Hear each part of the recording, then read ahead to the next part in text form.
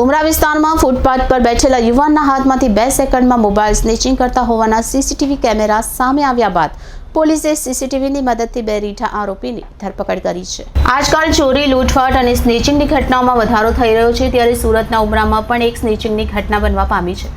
રોડની સાઈડમાં બેસેલા યુવકના હાથમાંથી ચાલુ મોપેડે 2 યુવકોએ મોબાઈલ ઝૂંટવી લીધો હતો। મોબાઈલ સ્નેચિંગ કરનાર 2 યુવકોને પોલીસે ગણતરીના કલાકોમાં ઝડપી પાડ્યા છે। આ સાથે બાઇક અને મુદ્દામાલ પણ કબજે કરવામાં આવ્યો છે। આ સમગ્ર ઘટનાના સીસીટીવી ફૂટેજ પણ સામે આવ્યા છે। મળતી માહિતી પ્રમાણે પીપલોદ ખાતે રહેતા 20 વર્ષીય રોહિત પ્રસાદે મોબાઈલ સ્નેચિંગની ફરિયાદ નોંધાવી હતી, જેમાં જણાવ્યું હતું કે ગત 25 માર્ચના રોજ સવારના આશરે 8:30 વાગે કારગિલ ચોક પાસે કામ અર્થે ગયો હતો। કારગિલ ચોક પાસે આવેલા ફૂટપાથ પર બેસીને મારી માતા સાથે મોબાઈલ ફોનથી વિડીયો કોલમાં વાત કરતો હતો।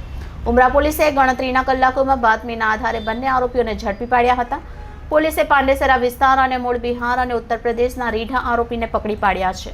23 વર્ષીય સત્યમ વિનોદ સિંઘ અને 22 વર્ષીય આકાશ સંતલાલ શાહની મોપેડ અને મુદ્દામાલ સાથે પોલીસે પકડી વધુ કાર્યવાહી હાથ ધરી છે। બંને આરોપીઓની હાલ અન્ય સ્નેચિંગ અંગે પૂછપરછ કરવામાં આવી રહી છે।